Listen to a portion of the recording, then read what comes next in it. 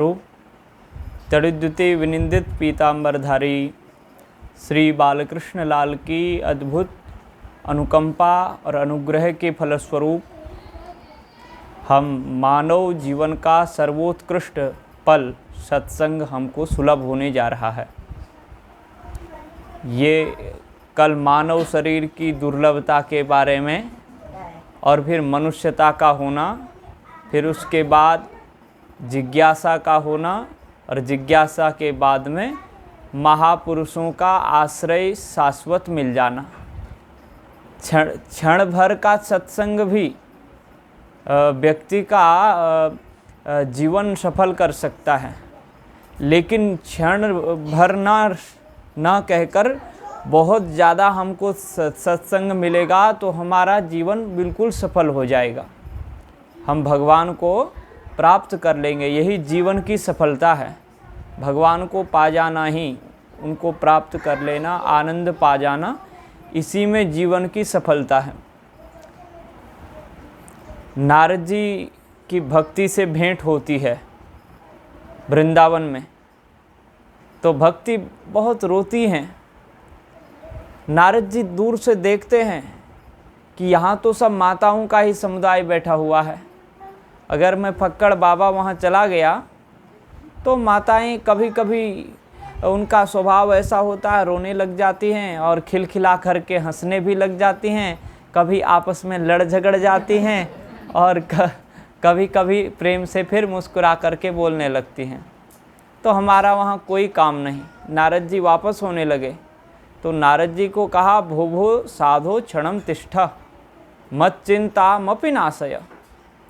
हे साधो, कुछ क्षण के लिए ठहरो तो सही, रुक जाओ।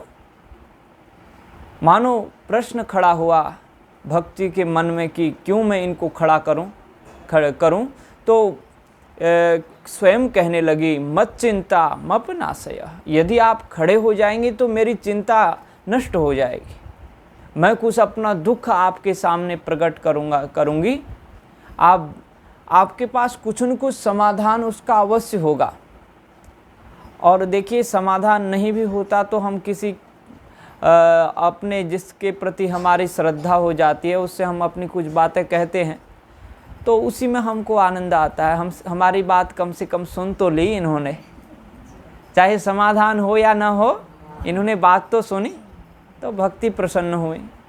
तो ऐसा ये भागवत का प्रसंग है। सत्संग जीवन में बहुत कठिन है। आइए पहले नाम संकीर्तन करें, फिर कथा में प्रवेश करेंगे। श्री राम जय राम जय जय राम। बोलिए श्री राम जय राम जय जय राम। श्री राम जय राम जय जय राम। श्री राम जय राम जय जय राम। श्री राम जय राम जय जय राम। श्री राम जय राम जय जय राम। मधुर मधुर नाम सीताराम सीताराम। मधुर मधुर नाम सीताराम सीताराम। मधुर मधुर नाम राधा श्याम राधा श्याम। मधुर मधुर नाम राधा श्याम राधा श्याम। श्री राम जय राम जय जय राम। बोलो राजा रामचंद्र भगवान की जय। मनोस्तु शतरूपायां तिस्रः कन्याश्च जज्ञिरे आकूतिर्देवहूतिश्च प्रसूतिरिति विश्रुताः। आकूतिं रुचये प्रादात् अपि भ्रातृमतिं नृपः पुत्रिका धर्म्यमाश्रित्य शतरूपानुमोदितः। हम मनु जी का वंश सुनते हैं।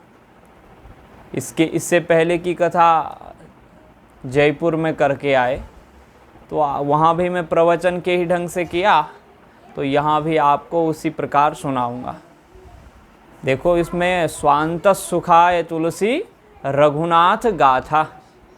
तुलसी जी ने अपने सुख के लिए रामायण सुनाई, और जो अपने सुख के लिए कुछ भगवान का कथन करता है ना, उसमें ही सबका सुख भर जाता है।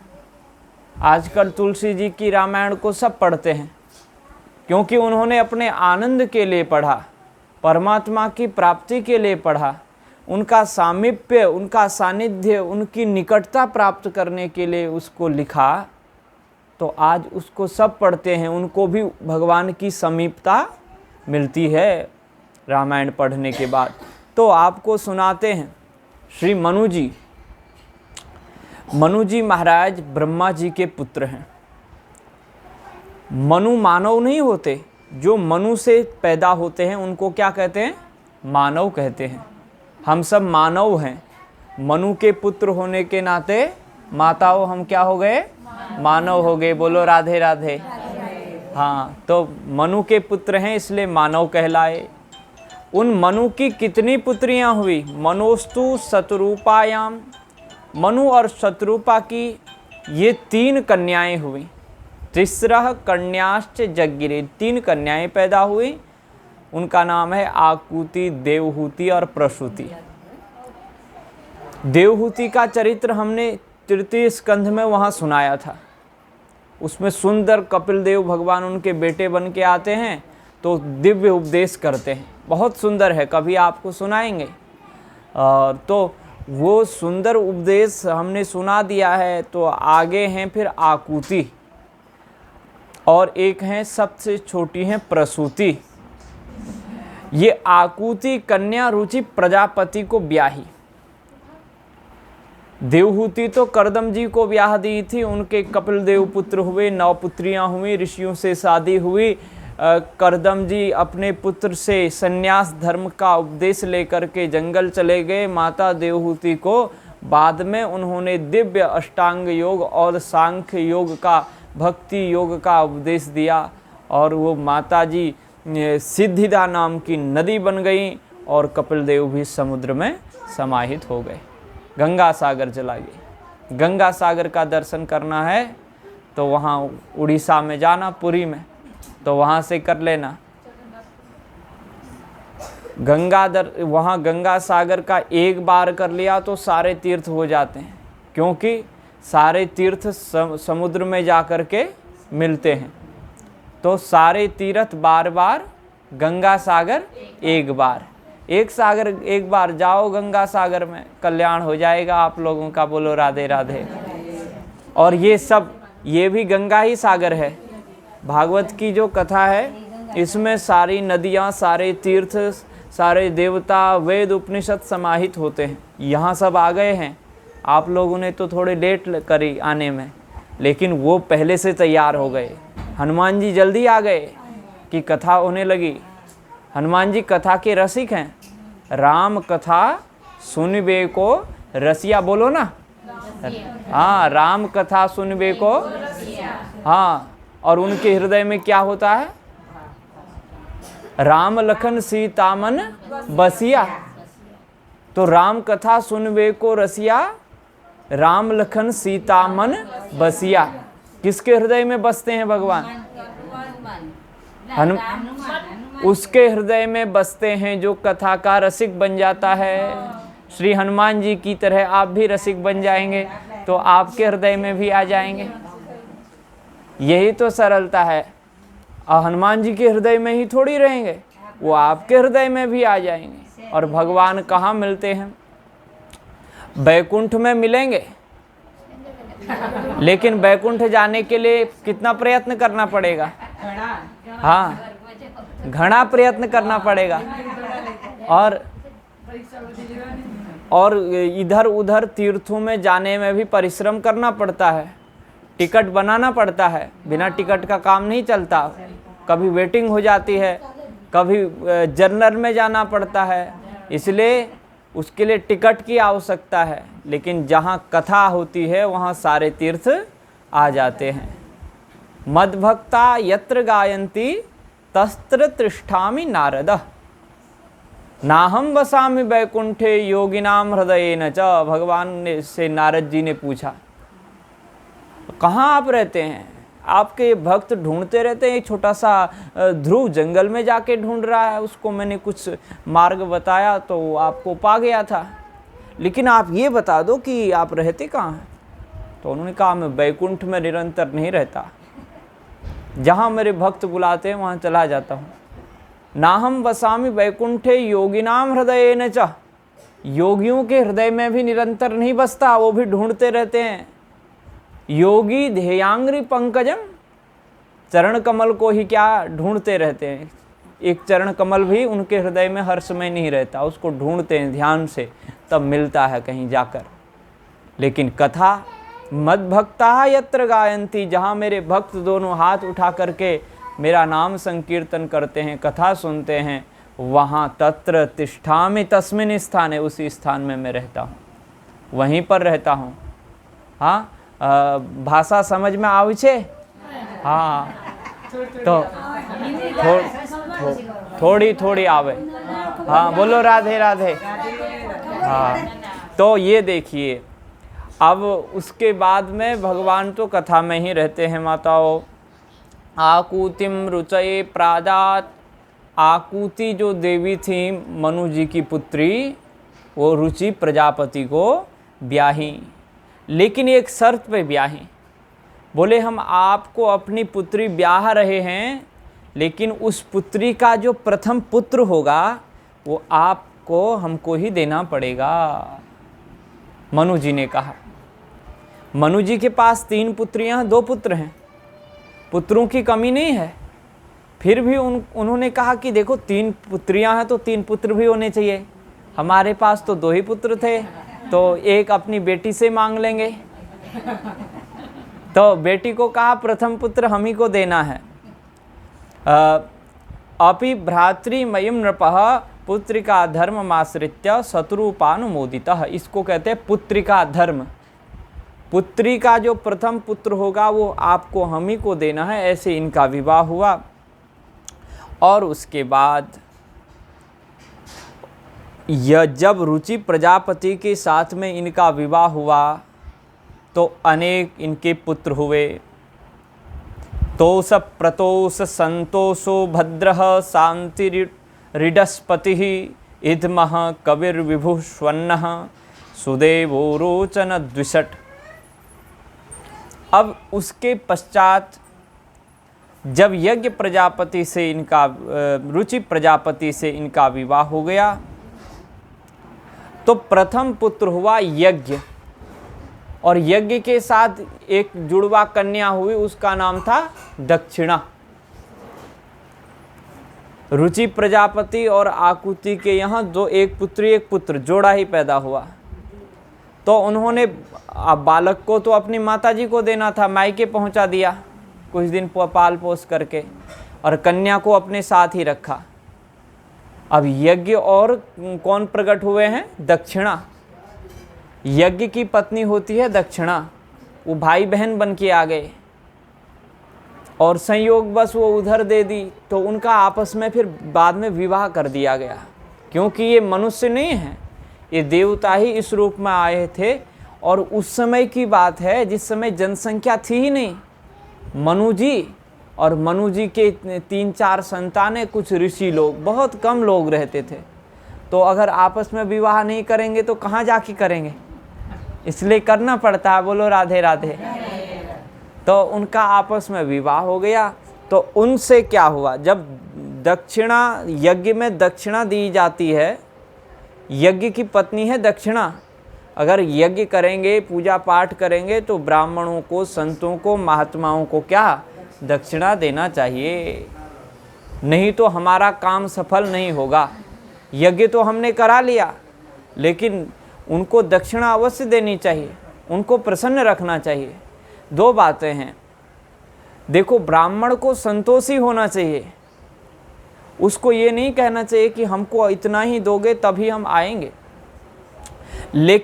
लेकिन यजमान को भी ये नहीं कि अब उन्होंने तो हमको दक्षिणा मांगा ही नहीं इतना, तो हम थोड़ा सा उनको मन प्रसन्न करने के लिए दे देते हैं, ऐसी बात नहीं है। तो उसको बहुत अच्छे ढंग से आप खिलाओ पिलाओ और वस्त्र दो, उसको अच्छी दक्षिणा दो और फिर विदा करो, वो बड़ा प्रसन्न हो जाएगा और आपको आशीर्वाद दे के चला जाएगा।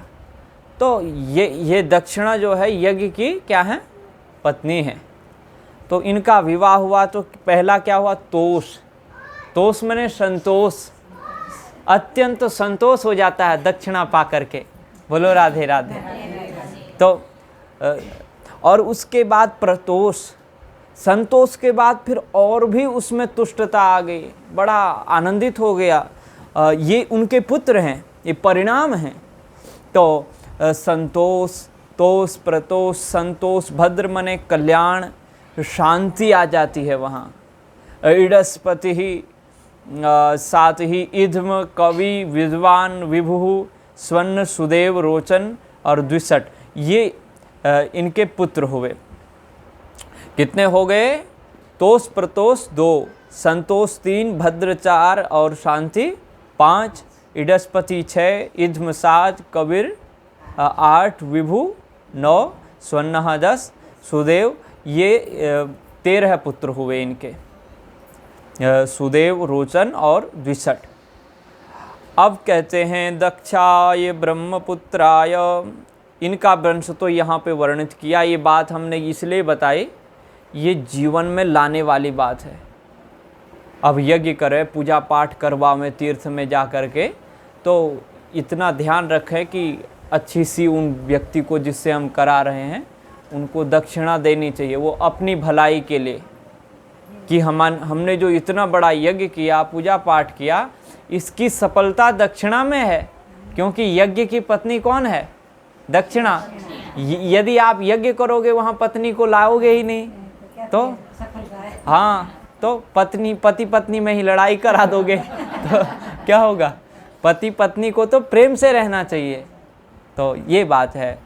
यहाँ भी जैसे लड़का और बहू होती है, उनमें अगर फूट पैदा कर दोगे तो क्या हो जाएगा? असंतोष आ जाएगा। लेकिन आप दोनों, मेरे तो लड़का और बहू बहुत अच्छे हैं, वाह कितना सुंदर है, ऐसे थोड़ी उनकी प्रशंसा कर दो तो इतने प्रसन्न हो जाएंगे। बोलो राधे राधे।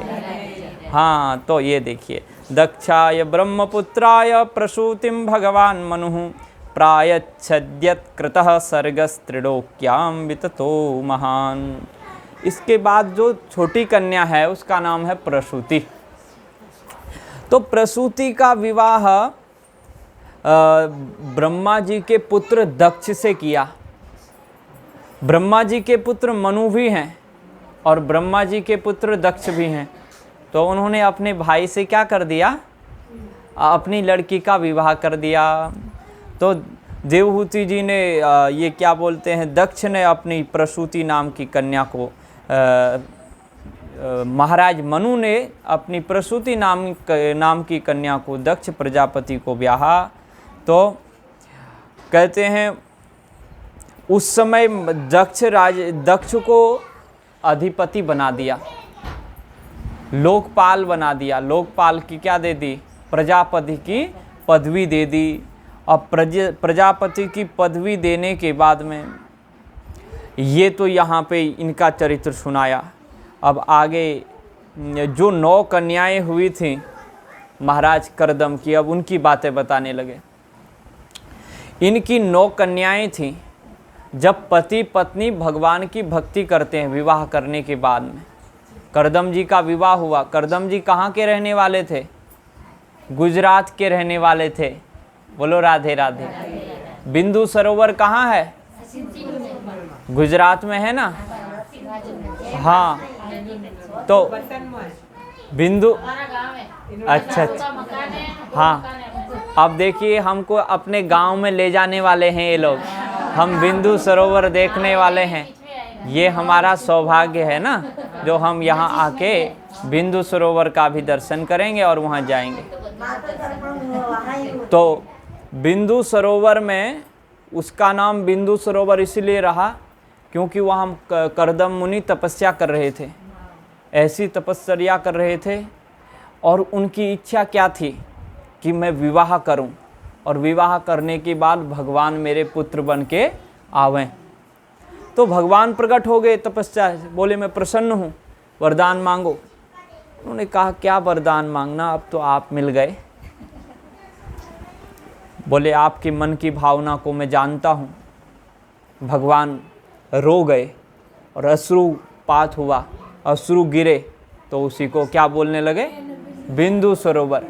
जो उस सरोवर में स्नान करता है वो पवित्र हो जाता है, पावन हो जाता है, उसको भक्ति मिलती है। तो ये है उनकी कन्याएं, उनका विवाह हुआ, तपश्चर्या की, पहले 9 कन्याएं प्रकट हुई। जब विवाह के बाद पति पत्नी आपस में भक्ति करते हैं ना, जैसे हम लोग अपने जीवन में भक्ति करें तो धीरे धीरे नवधा भक्ति प्रकट होती है। तो पति पत्नी ने ऐसी भक्ति की कि पुत्री के रूप में ही नवधा भक्ति प्रकट हुई। और जब नवधा भक्ति से युक्त हो जाता है मानव, तो उसके यहाँ भगवान आ ही जाते हैं। अरे एक ही भक्ति से भगवान आ जाते हैं, और 9 भक्ति हो गई तो क्या कहना, फिर वो पुत्र रूप में आ जाते हैं, फिर तो आपके कोई न कोई संबंधी बन जाते हैं। तो ये देखिए, एक कन्या, वो 9 कन्याओं में से एक कन्या ब्याही महर्षि कर्दम ने अत्रि महर्षि को, उनका नाम है अनसुईया। असूया कहते हैं, असूया एक दोष होता है जो जैसे माता जी में दोष तो नहीं है, पर हमने कुछ न कुछ दोष देख लिया, इसको क्या बोलेंगे, हम असूया दोष से युक्त हो जाएंगे और हम कहेंगे वाह कितने अच्छे हैं सब लोग, माता जी तो बहुत अच्छे हैं।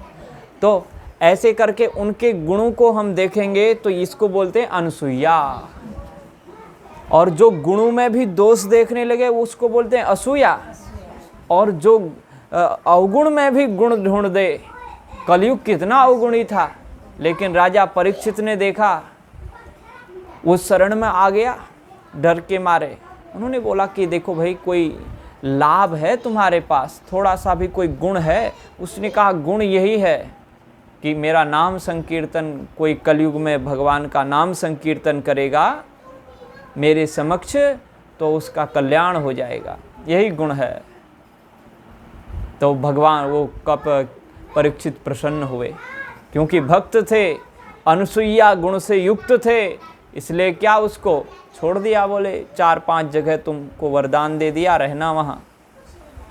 तो ये अनुसुईया हैं, और जहाँ अनुसुईया रहती हैं वहाँ भी भगवान प्रकट होते हैं।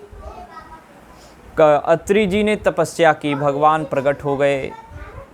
अत्रि जी कैसे भगवान का चिंतन करते हैं, शरणं तं प्रपद्येऽहं य एव जगदीश्वरः राप्रजामात्मसमां मह्यं प्रयच्छत्विति चिन्तयन्। महर्षि अत्रि भगवान की का चिंतन करते हुए तपश्चर्या कर रहे थे, भगवान प्रकट हो गए और अत्रि जी को उठाया। 3 रूपों में प्रकट हुए, ब्रह्मा विष्णु महेश, 3 रूपों में प्रकट हुए।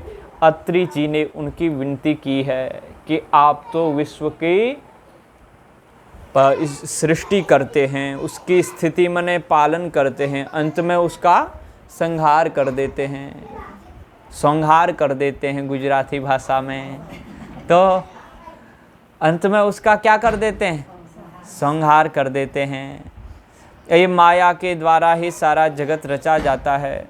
उन्होंने कहा कि हमने तो एक ही देव को पुकारा था, आप 3 क्यों खड़े हैं? भगवान बोले भैया हम देखने में ही 3 हैं, वैसे तो एक ही हैं।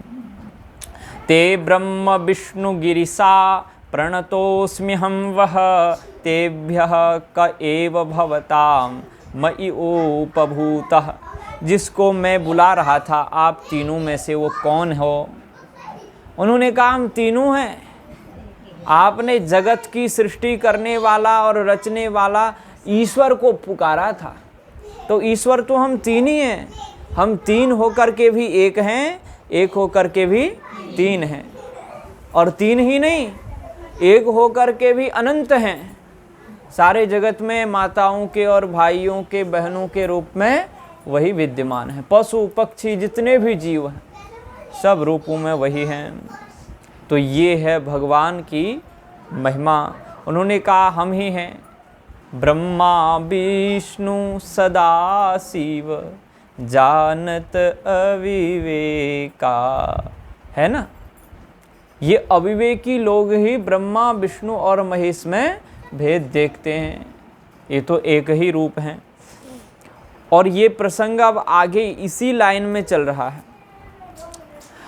दक्ष जो प्रजापति है, उसका जब प्रजापति पद में अभिषेक हुआ तो सब लोग आए उसका स्वागत करने के लिए, पहले पट्टाभिषेक करने को आए, सब लोगों को बुलाया। तो वो वाला प्रसंग भी अभी चालू होने वाला है।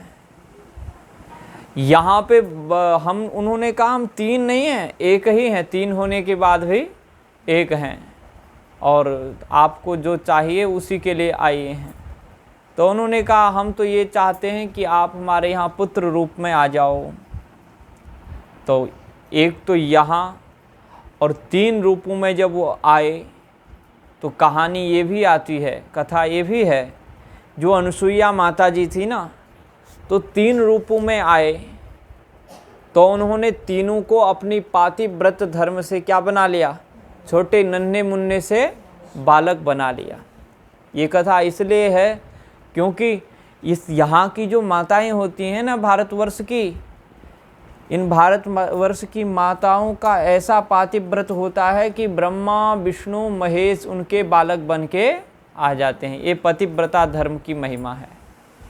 और उसको परीक्षा लेने के लिए फिर माता लक्ष्मी भी आती हैं, ब्रह्माणी भी आती हैं, और कौन आती हैं, पार्वती मैया, ये तीनों आती हैं। इनको ऐसा लगता था कि हमसे ज़्यादा पातिव्रत धर्म का पालन करने वाला तो कोई है ही नहीं, लेकिन इस भारतवर्ष की माताएं धन्य हैं, लक्ष्मी जी को भी फेल कर दिया। बोलो राधे राधे। जो निरंतर पाँव पकड़ते उनको सहलाते रहती है ना, उनसे ज़्यादा यहाँ अनुसुईया मैया ने अपना प्रताप दिखा दिया। तो ये है, आये सोमो भूत ब्राह्मणोंशेन दत्तो विष्णोस्तु योगवित् दुर्वासा शंकरस्यांशो निबोधांगिरस प्रजाः। जो सोम है, चंद्रमा, वो किसके अंश हैं, ब्रह्मा के अंश।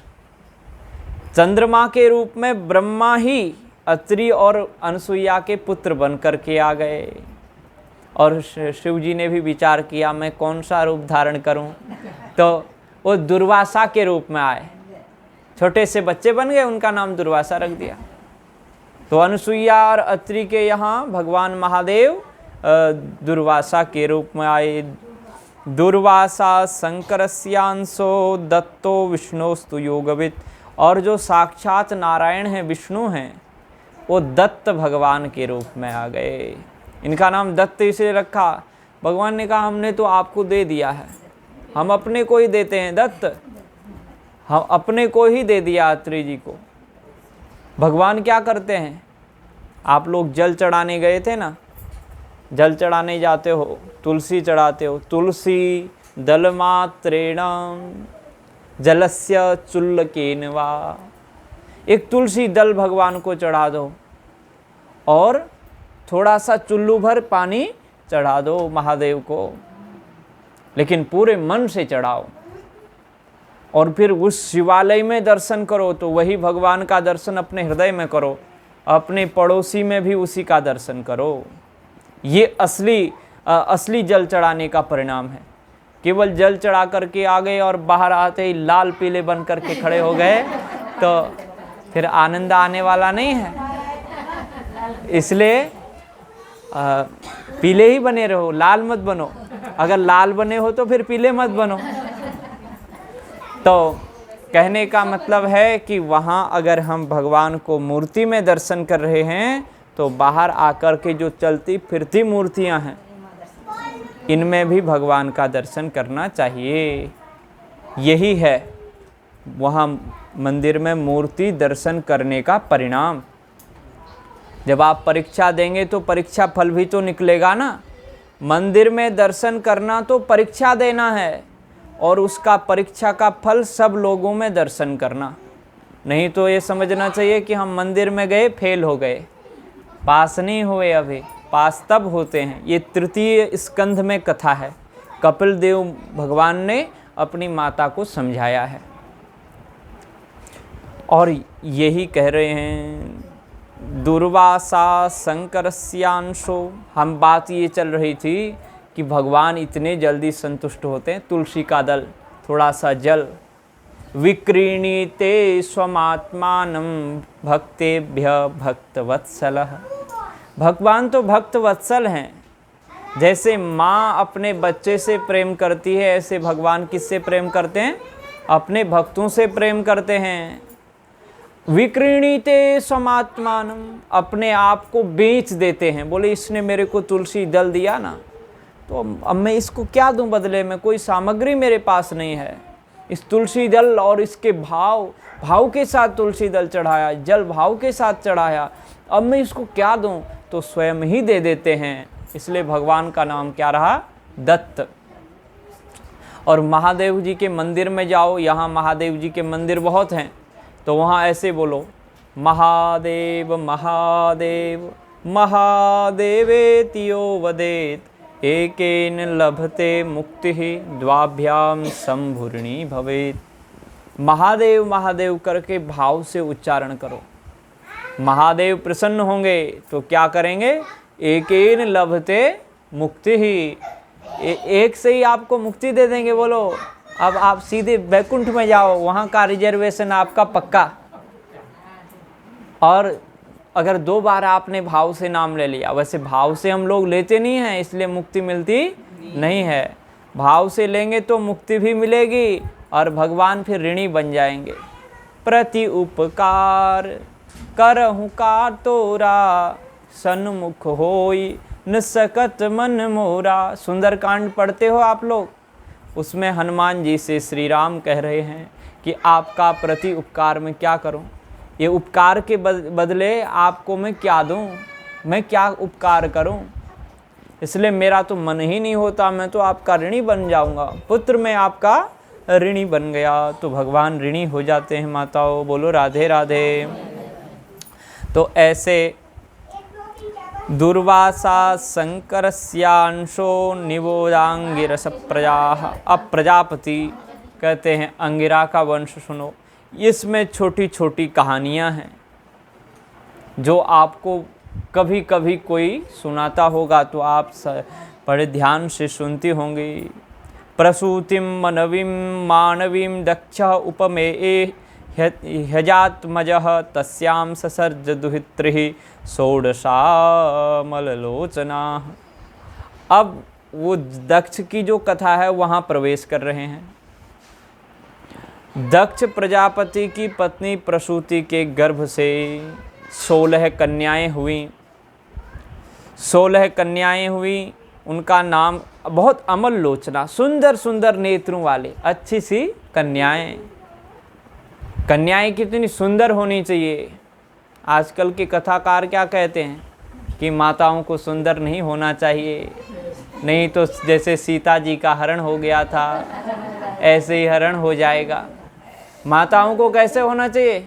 सुंदर होना चाहिए। कन्या का गुण है सुंदर, वो शरीर से सुंदर हो और उसका स्वभाव भी सुंदर हो, कोमल हो।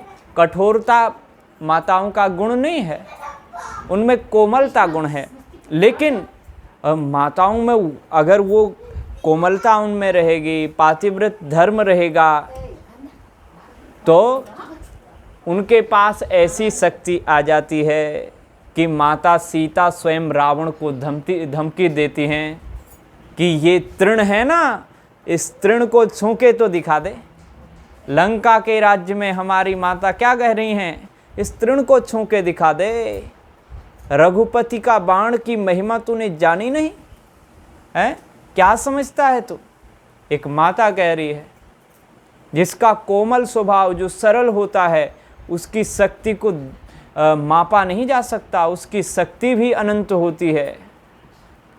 तो माताओं का स्वभाव तो सुंदर होना चाहिए और कोमल होना चाहिए, कठोर नहीं होना चाहिए। ये माताओं की महिमा है। सुंदर सुंदर नेत्रों वाली 16 कन्याएं प्रकट हुई। त्रयोदशाधा धर्माय तथैकामग्न ए विभो पितृभ्यः एकां युक्तेभ्यो भवाएकां भवच्छिदेः। उनमें से जो त्रयोदश मने 13 कन्याएं थीं, 13 कन्याएं उन्हें धर्म से उनकी शादी कर दी। धर्म से उनका विवाह कर दिया गया। और फिर कितनी बची? 13 है तो विवाह हो गया, 14, 15, 16, 3 कन्याएं बच गईं। तो एक कन्या उन्होंने अग्नि देवता को दे दी, और एक कन्या क्या किया? बोले एक कन्या पितरों को दे दी। अब सबसे छोटी कन्या महादेव जी को दे दी। बोले ये छोटी है, सबसे छोटी, आप इसको संभाल के रखना। तो ऐसे करके इनका विवाह भवा एकाम भवच्छिदः। उनके नाम है श्रद्धा, मैत्री, दया, शांति, तुष्टि, पुष्टि, क्रियोन्नति, बुद्धिर्मेधा, तितिक्षा, ह्रीः, मूर्ति धर्मस्य पत्नयः। जहाँ धर्म होता है, अब देखिए हमारे जीवन में बात है, ये विवाह हुआ, ये कन्याएं हुई, ये इतिहास की बात है, इनसे हमारा क्या संबंध है वो बता रहे हैं। जहाँ धर्म होता है, धर्म की पत्नी वहीं श्रद्धा रहती है। श्रद्धा तो जानते हो ना, गुरुजनों के प्रति श्रद्धा, माता पिता के प्रति श्रद्धा। अब तो आप स्वयं माता पिता बन गए, लेकिन आपके भी तो कोई माता पिता होंगे, उनके प्रति आपकी श्रद्धा होनी चाहिए, और आपके प्रति आपके बालकों की श्रद्धा होनी चाहिए। तो ये है श्रद्धा, मैत्री। और जहाँ धर्म रहता है मैत्री रहती, लड़ाई झगड़ा नहीं, सबसे प्रेम। मेरे मित्र हैं, अरे ये मेरी सहेली हैं, ये तो मेरी पड़ोस की मेरी अत्यंत प्रिय सहेली हैं, आज कथा सुनने यहाँ आए हैं, मैंने इनको बड़े प्रेम से बुलाया। तो ये है मैत्री, दया, हृदय में दया हो, करुणा हो, कृपा हो, कोई असहाय हो, कोई अतिथि हो तो उसका स्वागत सत्कार, और कोई भूखा हो तो उसको खिलाना, ये दया है। पड़ोस में कोई भूखा सो गया, बच्चा भूखा सो गया तो माँ क्या करती है? दया आती है ना, उसको भूखा सो रहा है तो उसको उठाती है, फिर उसको खिलाती है, फिर सुला देती है। और वो नींद में ही रहता है तो उसका हाथ मुंह सब वो खुद ही धोती है माता, क्योंकि दया उसके पास है, तब वो सोती है, तब वो खाती है। तो दया, शांति। जहाँ दया होगी, श्रद्धा होगी और मैत्री होगी, वहाँ शांति रहेगी। जहाँ धर्म होगा वहाँ शांति रहेगी। बाहरी उपद्रव, शरीर थोड़ा दुखी भी रह जाए तो कोई बात नहीं, लेकिन आपका मन बड़ा शांत रहेगा। कष्ट तो हम लोगों को भी होता है, लेकिन शांति भगवत कृपा से रहती है, तो वहीं शांति रहती है। तुष्टि, वहीं संतोष होना चाहिए। जहाँ संतोष होगा, असंतोष होगा तो आप असंतुष्ट रहेंगे, शांति नहीं रहेगी। और तुष्टि, पुष्टि भी वहाँ, पूर्णता का भाव, प्रसन्नता का भाव, आनंदित रहने का भाव। क्रियोन्नति, क्रिया में उन्नति होगी। निरंतर कर्म में आप कुछ न कुछ लगे रहेंगे, कर्म करते रहेंगे। और तुष्टि, संतोष भी है, लेकिन क्यों करना है? बोले मानव जीवन मिला है तो कुछ न कुछ करना चाहिए, मानव सेवा करनी चाहिए, परिवार की सेवा, भगवत भजन, ये कुछ न कुछ तो करते ही रहना चाहिए। और बुद्धि, वहीं बुद्धिमानी कर, मेधा और तितिक्षा माने सहनशीलता। पति जी ने कुछ कह दिया तो बस, हमारे तो देवता ही हैं, भगवत रूप हैं, इसलिए इनके भीतर भगवान ही हैं, ऐसा भाव, सुंदर भाव बना लो। क्योंकि खटपट तो होती ही रहती है, और इसलिए उससे डरने की बात नहीं। बोले कोई बात नहीं, इनके भीतर भगवान ही है, मेरे भीतर भगवान ही है, कि लड़ाई हो भी जाएगी तो भगवान से ही तो लड़ेंगे। बोलो राधे राधे। तो ये और हिरी, लज्जा होनी चाहिए। लज्जा किस चीज़ में होवे? अनैतिक कार्य करने जावें तो हमको क्या आनी चाहिए? लज्जा आनी चाहिए। हम पाप करने लगें तो हमको लज्जा आनी चाहिए। अरे हम कुलीन और भगवान के भक्त, भगवान का भजन करने वाले, हम ऐसा काम कैसे कर सकते हैं? परमात्मा हमको क्या करेगा? क्षमा नहीं करेगा। तो इसलिए गलत काम कभी नहीं करेंगे, हमको लज्जा आएगी। मूर्ति धर्मस्य, और अंत में है मूर्ति धर्मस्य पत्नयः। मूर्ति में भी भगवान को देखना है, प्रत्येक मूर्ति में। ये भी मूर्तियां हैं, आप भी मूर्ति हैं माता जी, और आप सब मूर्ति हैं। मेरे सामने तो बहुत मूर्ति बैठी हैं, तो आप मूर्ति हैं, आप भगवान के ही रूप हैं। तो ये सब में मूर्ति का दर्शन करना, भगवान का दर्शन करना, तो ये है धर्म को दी ये पत्नियाँ, ये धर्म की पत्नियाँ हैं। श्रद्धा सूत शुभम मैत्री प्रसादाम अभयम दया शांति सुखम मुदम तुष्टि स्मयं पुष्टि रसूयतः योगम क्रियोन्नतिर्दर्पम मर्थम बुद्धिरसूयतः मेधा स्मृतिं तितिक्षातु क्षेमं ह्री प्रश्रयं सुतं मूर्ति सर्वगुणोपत्तिर्नरनारायणा वृषिः। ये देखिए, अब एक श्रद्धा से क्या पैदा होता है। श्रद्धा हमारे पास होती है, श्रद्धया शुभम, शुभ हमारे जीवन में होगा। दीपावली आने वाली है तो क्या होने वाला है, आपका शुभ लाभ होने वाला है। इस श्रद्धा से क्या मिलेगा, आपके यहाँ शुभ मिलेगा, शुभ। और मैत्री से क्या, मैत्री होगी तो प्रसन्नता मिलेगी। मैत्री प्रसादात, मैत्री प्रसाद रूपी पुत्र को उत्पन्न करने वाली है। श्रद्धा शुभ नाम के पुत्र को, हमारे घर में शुभ होगा, अशुभ कुछ होने वाला नहीं है। और मैत्री यदि हमारे पास है, मित्रता है, हम सबसे प्रेम करते हैं, मैत्री का भाव है, तो प्रसन्नता रहती है। हम एक दूसरे देखकर मुस्कुराने लग जाते हैं, क्योंकि मैत्री है। और थोड़ा सा भी खटपट हो जावे, द्वेष होएगा, अगर मैत्री नहीं होगी तो फिर अरे कितना सुंदर चेहरा भी होगा तो हमारा चेहरा उसका चेहरा देखते ही क्या हो जाएगा, काला काला हो जाएगा, गंदा हो जाएगा। हाँ, इसलिए अगर मैत्री का भाव होगा तो हमारा मुँह भी खिल जाएगा और वो भी प्रसन्नता में फूल जाएंगे। तो ये है, प्रसाद आने लगेगा। और अभयम दया, दया से तीसरी पत्नी थी दया ना। यदि दया होगी धर्म में, धर्म के साथ हमारे पास दया होगी तो हम अभय रहेंगे। आप किसी को क्षमा करते रहेंगे दया, तो वो आपको भय नहीं करेगा। और आप कहेंगे इसको तो वो भी कहेगा इसको तो मौका मिलना चाहिए। अब क्या पता वो आपके मौका ढूंढ रहा है और आप उसके लिए मौका ढूंढ रहे हो, किसको मौका आगे मिल जावे तो भय बना रहता। बोलो राधे राधे। हाँ, यहाँ तो कितनी सुंदर माताएं हैं, कभी इनको नींद भी नहीं आती। बोलो राधे राधे। हाँ, शांतिम, और शांति सुखम, शांति से क्या मिलता है, सुख मिलता है। हम वहाँ और कथा में शांति मिलती है तो सुख मिलता है, फिर नींद भी आती है। तो नींद वहीं आती है जहाँ शांति होती है, जहाँ सुख होता है।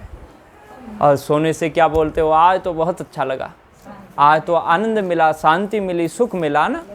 तो वो सुख, ये शांति से ही सुख मिलता है। जहाँ शांत होता है व्यक्ति, वहाँ उसको आनंद मिलने वाला नहीं है। शांति ही सुखम मुदम तुष्टि, तुष्टि यदि संतोष हमारे पास है तो मुदम, अत्यंत हम प्रमुदित रहेंगे, प्रसन्न रहेंगे, अपने आप में ही आनंदित रहेंगे, हमें दूसरी वस्तु की आवश्यकता नहीं। और स्मयं पुष्टि रसूयतः, और स्मयं पुष्टि रसूयतः, अगर हमारी पुष्टि का भाव है तो हमारे यहाँ अहंकार नहीं आएगा। अथवा इसमें पुष्टि का भाव है, पुष्टि का भाव है तो अहंकार भी आ सकता है। हम तो परिपूर्ण हो गए, ऐसा भाव भी आ सकता है। धर्म में भी सावधान रहना पड़ता है। और उसके बाद ये अहंकार नाम का पुत्र पैदा हो जाता है। इसलिए धर्म करो तो धर्म में अहंकार नहीं करना चाहिए। भक्ति का होना इसलिए तो ज़रूरी बताया गया ना।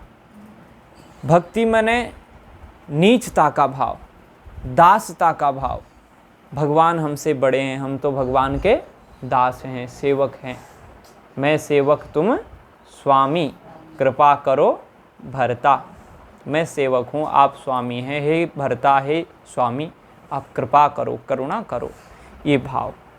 तो धर्म में जब ऐसी भक्ति का भाव रहेगा तो फिर अहंकार भी हमारे जीवन में नहीं आएगा।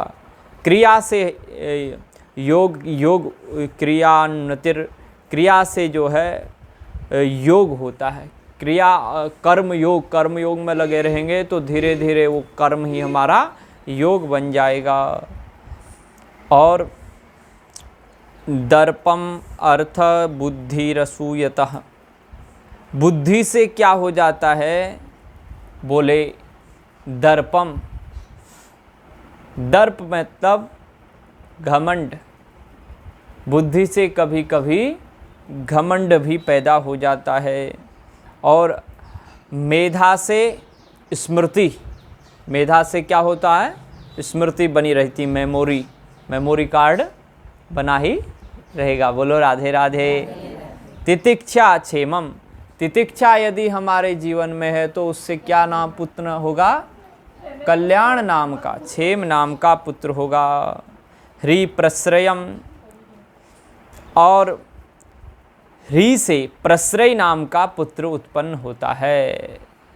सरलता जीवन में। मूर्ति सर्वगुणोत्पत्तिर नर नारायणा वृषि, जो मूर्ति नाम की कन्या थी उससे पत्नी थी, उससे कौन पुत्र हुए, नर नारायण। नर नारायण बड़ा सुंदर सूत्र है। नर में ही नारायण देखने का मंत्र हमें मूर्ति से मिलता है। यदि हम मूर्ति पूजन कर रहे हैं तो इसमें अपराध नहीं है। मूर्ति का पूजन करते करते नर में ही नारायण को प्रकट करने की भावना रखो कि ये नर जो मानव है ना, यही हमारे नारायण हैं, इनके भीतर भी नारायण बैठा हुआ है। ये मूर्ति से सीखना चाहिए। तो समय हम ज़्यादा नहीं लेंगे, 5 मिनट ज़्यादा। तो ऐसे करके इनका पूजन किया गया। देवा उचुहु, नर नारायण जब प्रकट हुए तो नर नारायण की स्तुति की गई। यो मायया विरचितम निजमाययात्मनीदम खेरूपभेदमिव तत् प्रतिचक्षणाय एतेन धर्मसदने ऋषिमूर्तिनाद्य प्रादुश्चकार पुरुषाय नमः परस्मै। इन्होंने कहा जो माया के द्वारा अपने को ही संसार के रूप में परिवर्तित कर देता है। इस संसार के रूप में भी भगवान ही हैं और भगवान के रूप में भी संसार विद्यमान है। जैसे घट होता है, घट बनाते हैं ना, घट में भी क्या है, मिट्टी, और पृथ्वी में भी क्या है, मिट्टी। मिट्टी से ही क्या बना है, घड़ा बना हुआ है। क्या हम पृथ्वी से मिट्टी ले, क्या पृथ्वी की मिट्टी कम हो गई, नहीं हुई, लेकिन वह पता ही नहीं चलता कि कम हो रही है या बढ़ रही है, उतनी ही बनी रहती है। ऐसे ही परमात्मा संसार भी बन जाते हैं तो भी उतने ही बने रहते हैं, उनमें कोई घटती बढ़ती नहीं होती है। तो कहते हैं आपने अपनी माया से ही ये सारे रूपों में आप प्रकट हैं, आप आकाश रूप में भी आप ही हैं। हे धर्म पुत्र नर नारायण, मैं आपको प्रणाम करता हूँ। तो ऐसे तो इनका विवाह हुआ। छोटी पुत्री हैं और साथ ही अग्नि को ब्याही थी एक कन्या, उसका नाम क्या था, उसका नाम था स्वाहा।